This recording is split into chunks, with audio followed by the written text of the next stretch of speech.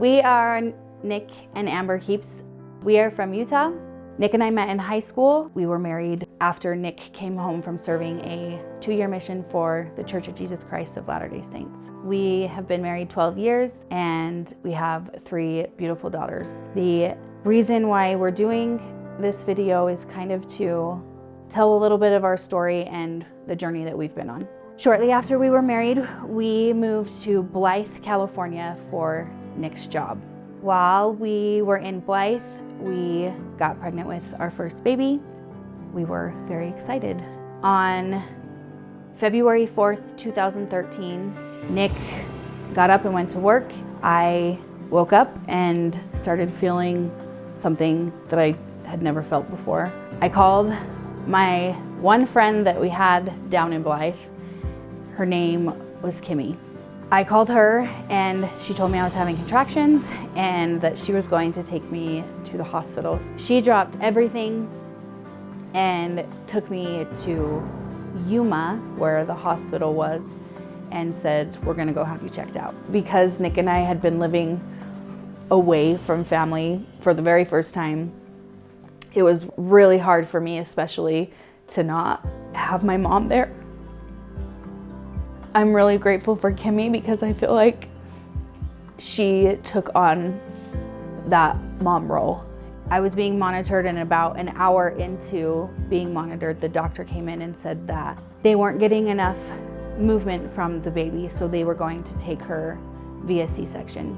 So at this point, I was 36 weeks pregnant, and all of my ultrasounds up to this point were normal. There were no signs of anything being wrong with Oakley. So Kimmy called Nick, told him get to the hospital ASAP. Nick made the 1.5-hour drive, and as soon as he was there, I was rolled into the OR. So Oakley was born around 4 o'clock in the afternoon. She was born 4 pounds, 15 ounces, and she was 4 weeks early. When she came out, I remember looking at Nick and saying that she wasn't crying. The nurse came around to my head and said, there's something wrong with your baby, but I don't know how to explain it, so the doctor's going to have to. She said, Oakley will be going to the NICU and your husband will follow. But as the night went on, the doctors and nurses kept coming into our room saying that they needed consent for this and consent for that to do all these different procedures on Oakley. The last time they came in, they said, in the morning, Oakley will be life-flighted to Phoenix Children's Hospital.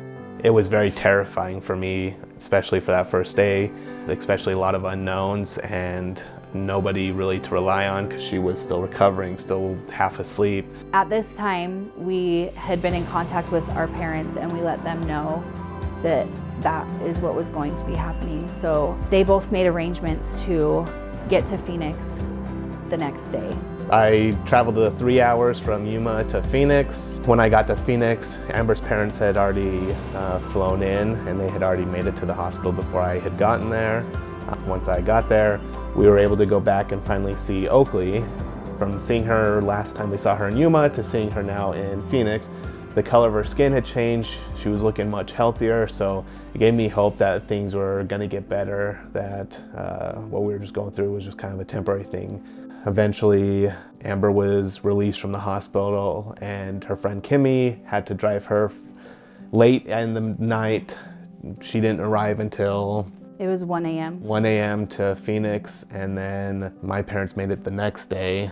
That was the 6th. By the time all of us were together with Oakley in Phoenix, and we all spent time visiting her, seeing her, all the grandparents spending time with her. There was one evening where the 2 of us just went down and they actually were able to let us hold her for the first time, even though she was still hooked up to all the different machines and whatnot. So that was on the 6th, and it was just me and Nick in the room. And I remember we got a phone call from the nurse in the NICU. And when I got that phone call, my mama heart just knew that it wasn't good. I remember sitting on the edge of my bed and looking at Nick, and I said to him, what if she doesn't make it? You know, at that moment, I should have been completely distraught, and I wasn't. I just had this overwhelming feeling of peace, and I think that that was Heavenly Father telling me that either way, it was gonna be okay. we needed that. We went to the NICU, and when we got there, they told us to go into this room. So Nick and I were alone in the room with the doctor and Oakley's nurse. It was at that time that the doctor said that Oakley's little brain wasn't functioning enough for her to sustain life. And so there was really nothing that they could do, and that she would be leaving us. They told us we could spend all the time that we wanted with Oakley, and we did. On February 7th, we were able to hold Oakley and dress her, take some pictures.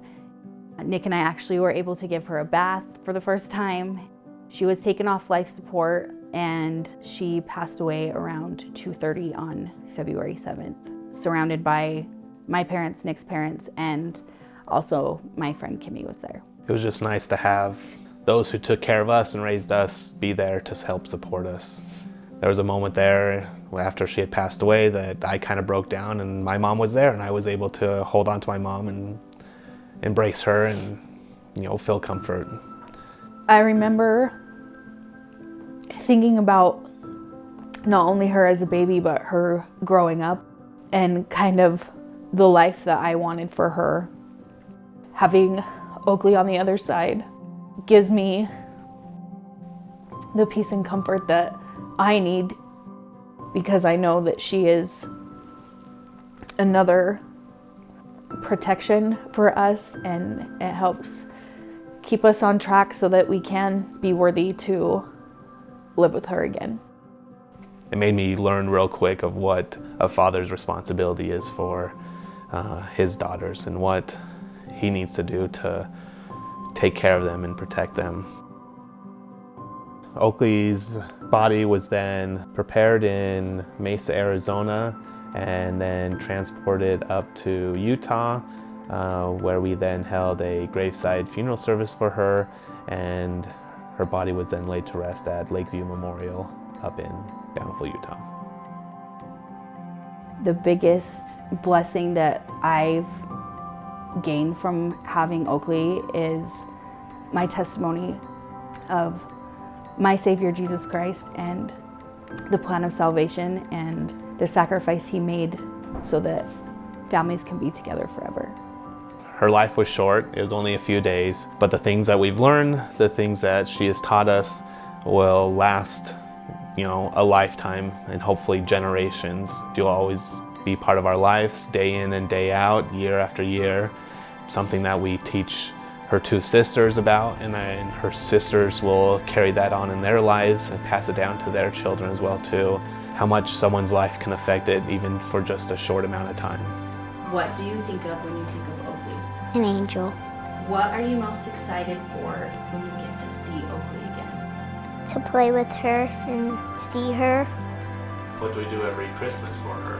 We buy presents for girls that are Oakley's age, that their parents don't have a lot of money to buy presents for them, so we give them the kids' presents to them. If there was just one day that we could spend with her, it would be telling her how much we love her and that we miss her. I would tell her thank you.